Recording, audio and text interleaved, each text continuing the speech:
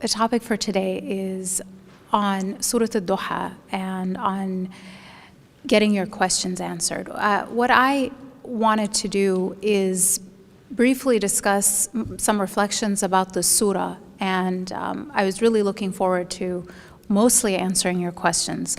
So I've often read the surah and reflected on the fact that it almost like encapsulates, gives a recipe for what to do, how to approach a situation where you feel down, where you feel like you're in a rut, when you feel that you're not sure you're standing with Allah, where you're going through a hard time and you might feel like perhaps it's a sign of Allah's anger. And this surah approaches the Prophet ﷺ at a time when this is exactly what was happening. It came at a time when the Prophet ﷺ had not received revelation for several months. And he was very concerned, he was very worried that that meant that he had done something wrong, that Allah was angry with him. And so it begins by reassuring the Prophet ﷺ. It begins by telling the Prophet ﷺ that Allah is not angry with him, nor has he abandoned him. And it's interesting that before this reassurance is given, Allah draws our attention to 2 times of the day. 2 times of the day that we witness every single day of our lives. Ad-duha wal-layli idha saja. Ad-duha is a time in the morning after the sun has risen, but before it got hot. It's the time of that beautiful white light of morning. A time that symbolizes hope, that brings about this emotion that that a new day has come and a new possibility is upon us. So he is, in this beautiful way, reminded to look at these signs that we all see every single day but aren't reflecting on, to remind us that there is hope. And then he talks about the other time of the day, وَاللَّيْلِ إِذَا سَجَى, the time of the evening when the day has passed, but it hasn't gotten very dark and cold yet. It's a time of rest. So in every single day of our life, Allah gives us hope and he gives us a time of rest. So just to set the stage for this message of hope. And then the Prophet ﷺ is told directly, you are not abandoned, nor is Allah angry with you. And it's very important that we take this message to heart, that hardships in our lives, so often the first thing that comes to mind is that we are being punished, rather than that we are being purified. That not only purified, but we are being protected. And then finally, we are being prepared. And the surah actually goes through these stages. It next reminds the Prophet ﷺ of the favors that have already happened to him, reminding him of when Allah was there for him, when Allah subhanahu wa ta'ala answered his call, saved him from other hardships. When he was an orphan, when he was poor, when he was asking for guidance and it was answered. When we are in these moments of hardships, when we feel like we're alone, this well of wisdom that we have in the Quran reminds us to think back of times before when things were hard and Allah helped us. To not completely focus in and isolate that moment as the only moment that's ever existed. To remember other times when things looked impossible and yet Allah provided an opening.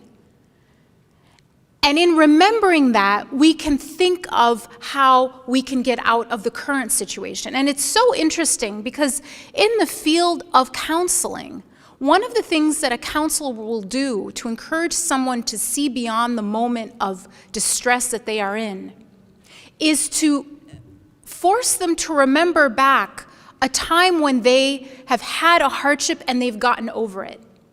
In fact, that's how people build resilience, is by overcoming challenges. And once they've overcome a challenge, they can, in a new challenge, remember that and draw on that for strength. And that's exactly what the surah is engendering in us.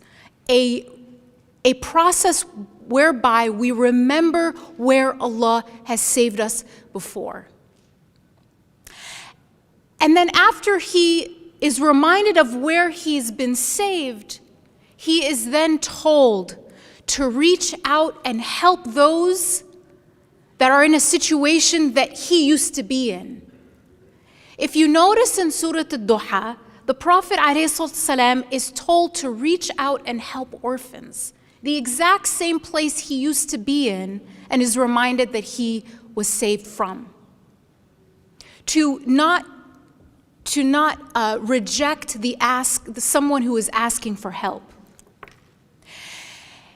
The best way to pull yourself out of a moment of distress is to refocus your attention on helping someone else, on getting out of your own mind, your own head, your own hyper concentration on what you are going through, and to reach out and help someone else who was in the exact same distress that you used to be in. Because that does two things. That reminds you that perhaps someone's even worse off than you are, but it also reminds you that you were saved.